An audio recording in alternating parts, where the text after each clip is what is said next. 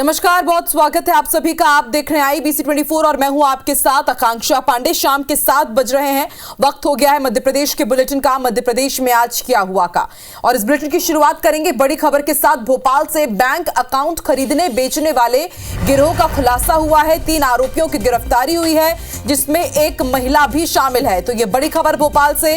Account से करीब 5 करोड़ 56 लाख रुपए का ट्रांजैक्शन किया गया है।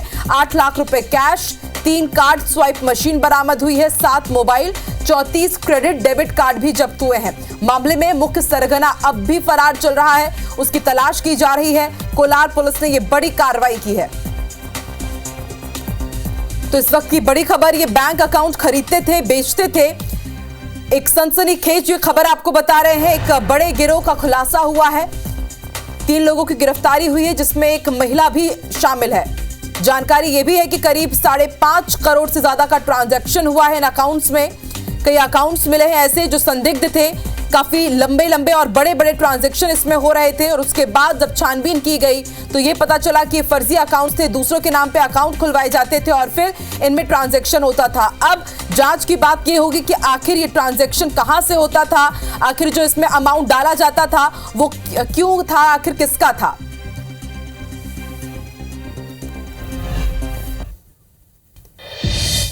खबर जबलपुर से है। जबलपुर में एक नाबालिग छात्रा का वीडियो सोशल मीडिया पर तेजी से वायरल हो रहा है। वायरल वीडियो में छात्रा शराब के नशे में धुत होकर न केवल हंगामा कर रही है, बल्कि वीडियो बना रहे एक युवक को अपशब्द भी कहती हुई नजर आ रही है। ये video Singod higher secondary school का है। इस स्कूल को 1 साल पहले ही सरकार ने CM राइस स्कूल में तब्दील किया है। और अब देखिए किस तरह से इसकी तस्वीर सामने आई है। छात्रा इसी स्कूल में कक्षा 10वीं में पढ़ती है, जो स्कूल यूनिफॉर्म में शराब के नशे में सड़क पर लड़खड़ाती हुई नजर आ रही है। छात्रा की इस हरकत का वीडियो सोशल मीडिया पर वायरल हो रहा है, लेकिन सवाल ये कि नाबालिग छात्रा के पास आखिर शराब कैसे पहुंची। इधर मामले पर शिक्षा विभाग के जिम्मेदारों का कहना है कि मामले की जांच करवाई जाएगी। CM राइस स्कूल की प्रिंसिपल से भी पूछताछ होगी। इसमें छात्रा समेत जो भी दोषी पाया जाएगा कार्रवाई होगी।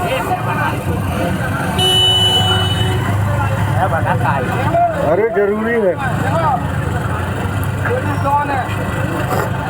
अरे मेरे बाप का नहीं है।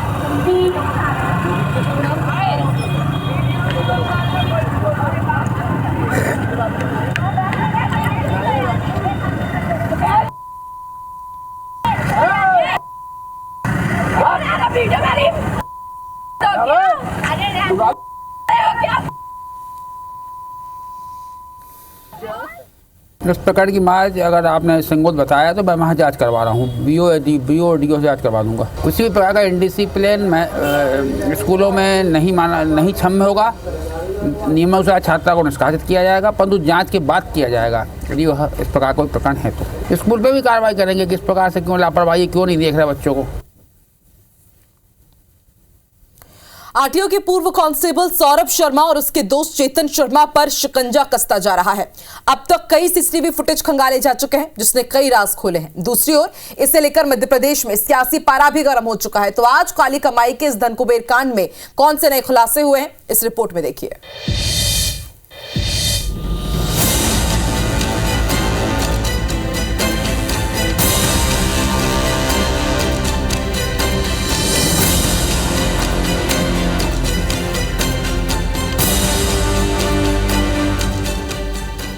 भोपाल के मेंडोरा के जंगल में लावारिस कार में मिले 52 किलो सोना और 10 करोड़ रुपए के कैश के मामले में रोजाना नए खुलासे हो रहे हैं। अभी तक ये साफ नहीं हो पा रहा था कि जिस कार में कैश मिला है वो किसकी है, लेकिन इससे जुड़ा एक CCTV फुटेज सामने आया है, जिसमें साफ देखा जा सकता है कि ये इनोवा क्रिस्टा कार चेतन गौर के घर के पोर्च में खड़ी है।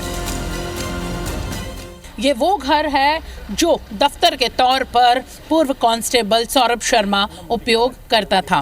फिलहाल अब उस गाड़ी के बारे में जानकारी निकाली जा रही है, जो मेंडोरा में लवारिस हालत में मिली थी। CCTV जो फुटेज है वो यहाँ पर तलाशती नजर आ रही है। दरअसल मेंडोरा में मिली जो गाड़ी लवारिस हालत में, जिसमें बताया गया जाए कि करीबन आधा क्विंटल यानी 52 किलो गोल्ड और 10 करोड़ कैश मिला था। उस गाड़ी का जो कनेक्शन है उसके पुख्ता सबूत आयकर विभाग को मिले हैं कि ये गाड़ी किसी और की नहीं बल्कि सौरभ शर्मा की थी। उसके दोस्त चेतन गौर के नाम रजिस्टर्ड थी और उसी गाड़ी में रख कर ये गोल्ड और कैश ले जाया गया था और मेंडोरा में उस खेत में खड़ी कर दी गई थी एक गाड़ी। फिलहाल सूत्रों की माने तो इसी घर से वो गाड़ी निकली थी। भोपाल के मेंडोरा के जंगल में 19 दिसंबर को लावारिस हालत में ये कार मिली थी, जिसमें 52 किलो सोना और 10 करोड़ रुपए कैश मिला था। दिलचस्प बात यह है कि 18 दिसंबर को ही लोकायुक्त ने सौरभ शर्मा के घर और दफ्तर पर छापा मारा था, जहां से लोकायुक्त को 1 करोड़ 15 लाख रुपए कैश, आधा किलो सोना, हीरे सोने के करीब 50 लाख रुपए के जेवरात और चांदी की सिल्लियां मिली थी। वहीं ऑफिस से 1 करोड़ 70 लाख कैश सहित प्रॉपर्टी के दस्तावेज मिले थे। ये घर चेतन गौर का है, जिसे सौरभ शर्मा अपने रियल एस्टेट कारोबार के दफ्तर के रूप में इस्तेमाल करता था। इधर सौरभ से जुड़े खुलासे का सिलसिला जारी है। एक वीडियो सामने आया जिसमें सौरभ और उसकी पत्नी दिव्या फिल्मी गाने पर थिरकते नजर आ रहे हैं।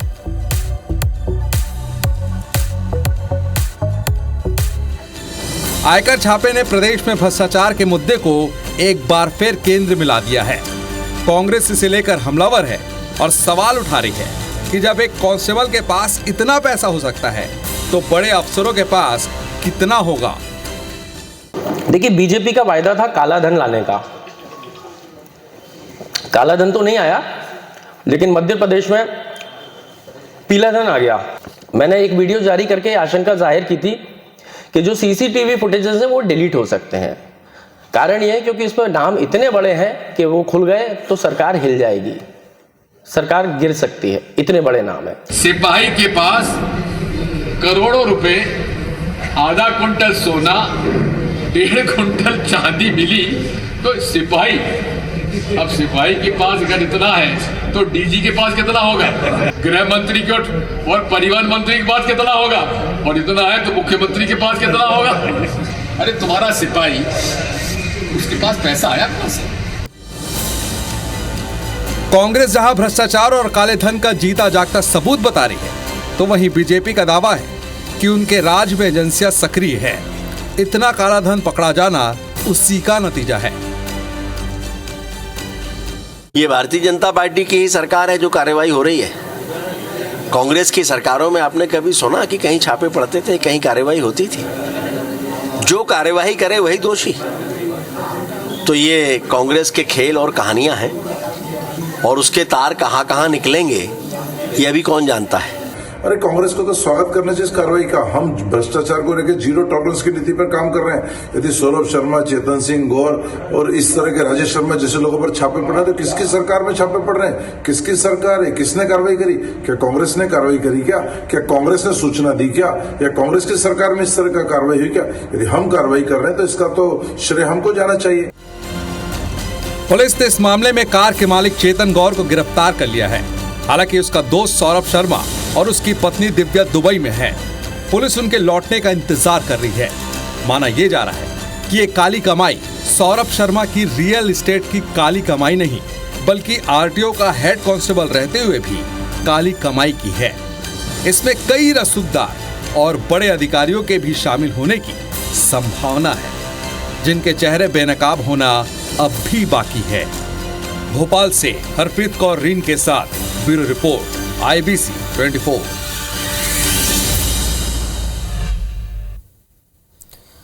तो पूर्व कांस्टेबल सौरभ शर्मा के काले कारनामों की फहरिस्त बढ़ती ही जा रही है। भोपाल की पॉश कॉलोनी के करीबन 30,000 वर्ग फीट के गार्डन पर इसने कब्जा किया था और एक स्कूल, जयपुरिया स्कूल की फ्रेंचाइजी लेने वाला था और बिल्डिंग भी वहां पर बन रही थी। स्थानीय लोगों ने काफी इसको लेकर के रोक टोक भी की थी, विरोध भी की थी और IBC 24 की टीम पड़ताल करने यहां पर पहुंची और स्थानीय लोगों से बातचीत की। संवाददाता हरप्रीत कौर रीन ने। एक और संपत्ति का नजारा आज हम दिखाते हैं जिसे देखकर आप हैरान रह जाएंगे। ये वो संपत्ति है जहां पर एक स्कूल बनाया जा रहा था। शहर के शहपुरा B सेक्टर में बन रहे 20,000 स्क्वायर फीट के इस स्कूल में कैसे परमिशन मिल गई इसे बनाने की, ये भी एक रहस्य है। क्योंकि जहां पर ये स्कूल बनाया जा रहा है ये ज़मीन कॉलोनी के पार्क की थी।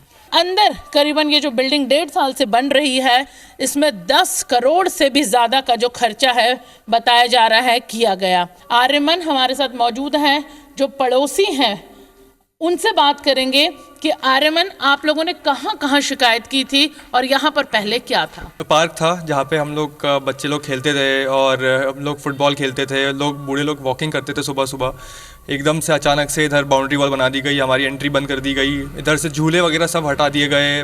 कोर्ट में भी गए हम लोग ने, सीएम हेल्पलाइन में भी मदद कर ली, हमने पुलिस वालों को भी कॉल करा, हमें कहीं से कोई मदद नहीं मिली, किसी भी डिपार्टमेंट से हमें कोई मदद नहीं मिली। आते थे एक बार फिर उसके बाद चुप बैठ जाते थे। एक्चुअली क्या है, ये स्कूल जो है शरद जायसवाल के नाम से चलाया जा रहा था। इसका नाम जो है, इसका हर जगह बोर्ड लगा हुआ था जिसपे नंबर था शरद जायसवाल जी का। नाम किसी से भी पूछता था किसका है, कौन ओनर है, तो शरद जायसवाल जी का नाम लिया जाता था।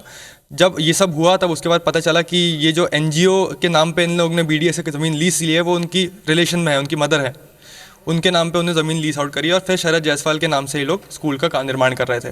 बिल्कुल देखा जा सकता है कि जैसे कि आर्यमन जो पड़ोसी उन्होंने बताया कि यहाँ पर देर रात तक काम चला करता था। सौरभ भी यहाँ पर आया करता था, उसकी पत्नी उसकी माँ यहाँ पर आते थे। और एक खास बात यहाँ पर जो आई है, जिस तरह से सौरभ का एक राजदार जो चेतन गौर है, जिसे अभिरक्षा कस्टडी में फिलहाल आईटी ने लिया, पूछताछ की जा रही है। इसके साथ ही एक और राजदार यहाँ पर सामने आया है, शरद जायसवाल, जिसके बारे में बताया जा रहा है कि तमाम जो काम सौरभ शर्मा यहाँ पर कर रहा था, चाहे वो भ्रष्टाचार से जुड़े हों, बेनामी संपत्ति इकट्ठे करने के, जिस तरीके का काम भी वो यहाँ कर रहा था, उसका एक और राजदार उसका दोस्त है शरद जायसवाल। और बहुत सारी जो संपत्तियां हैं जो इकट्ठी यहाँ पर खरीदी की गई थी, जमीनें खरीदी गई थी, वो शरद जायसवाल के नाम से भी खरीदी गई थी। फिलहाल लोकायुक्त आयकर विभाग को अब सौरभ शर्मा और उसकी पत्नी का दुबई से लौटने का इंतजार है।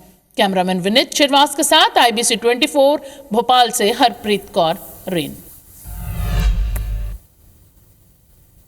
संसद के नाम पर संग्राम सड़क पर। जी हां, संसद में हुई धक्का मुक्की के बाद अब भी मध्य प्रदेश में सियासत थमती नजर नहीं आ रही है। दमोह में विरोध जताने के दौरान बीजेपी कांग्रेस के कार्यकर्ता आमने सामने आ गए और पुलिस से भी इनकी झूमाझटकी हो गई। रिपोर्ट देखिए। संसद में राहुल गांधी की बीजेपी सांसदों के साथ हुई धक्का मुक्की का बीजेपी नेताओं ने दमोह में विरोध जताया है। बीजेपी नेताओं ने शहर के अस्पताल चौराहे पर प्रदर्शन किया। वहीं दूसरी तरफ कांग्रेस के अनुसूचित जनजाति मोर्चा ने धरना प्रदर्शन कर शासन को ज्ञापन सौंपा। जहां धरना प्रदर्शन कर रहे कांग्रेसियों के टेंट के साथ कुछ भाजपा नेताओं ने धक्का मुक्की कर दी और इसके बाद कांग्रेस और बीजेपी के नेता आमने सामने आ गए।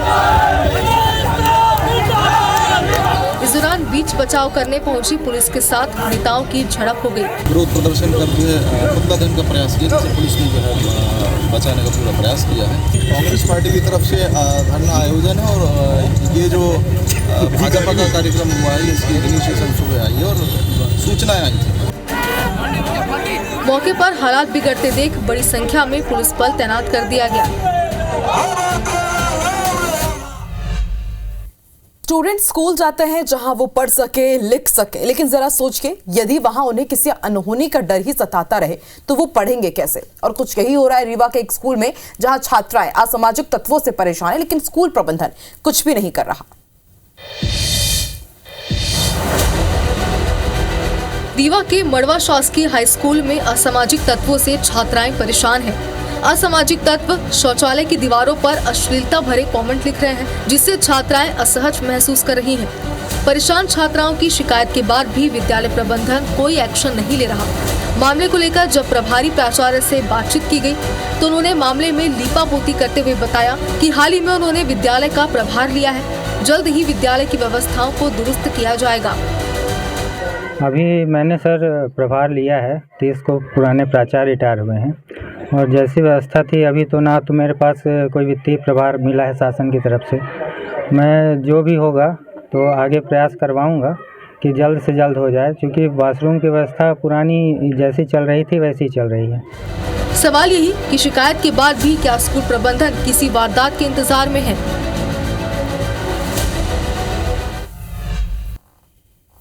बुधनी के जर्रापुर में स्थित श्री महारुद्रेश्वर महादेव आश्रम पंचमुखी हनुमान मंदिर में नाथ संप्रदाय के संत समागम और 8 मान 32 धुनी कार्यक्रम आयोजित किया गया, जिसमें भगवान शिव का रुद्राभिषेक, चादर कार्यक्रम और धर्म सभा का आयोजन हुआ। इस कार्यक्रम में मुख्य अतिथि के रूप में सीएम डॉक्टर मोहन यादव शामिल हुए और उन्होंने कहा कि नाथ संप्रदाय की परंपरा देखकर आनंदित है। ये कार्यक्रम बहुत दिव्य है। यहाँ पर बहुत दिनों से नर्मदा जी के किनारे घाट की मांग थी। जल्द ही 5 करोड़ की लागत से घाट का निर्माण किया जाएगा। कार्यक्रम में राज्यसभा सांसद माया नारोलिया, सांसद दर्शन सिंह चौधरी, विधायक विजयपाल सिंह, रमाकांत भार्गव मौजूद रहे। पारसनाथ जी महाराज ने अपने आश्रम में अपने उत्तराधिकारी की एक तरह से नई नियुक्ति की है। मेरी अपनी ओर से वंदन, अभिनंदन। नाथ संप्रदाय की बहुत गौरवशाली परंपरा है। मैं आज यहाँ आकर के आनंदित भी हूँ और सरकार की ओर से सभी संतों का मैंने स्वागत किया है। यहाँ बुधनी में घाट बनाने की 5 करोड़ की लागत से बुधनी के अंदर आज का दिन स्मरणीय रहे, इसलिए नर्मदा जी के किनारे घाट और बाकी व्यवस्था करने का निर्णय किया। मध्य प्रदेश के बुलेटिन में फिलहाल इतना ही। आगे देखिए हमर बानी हमर गोट छाया चौधरी के साथ। नमस्कार।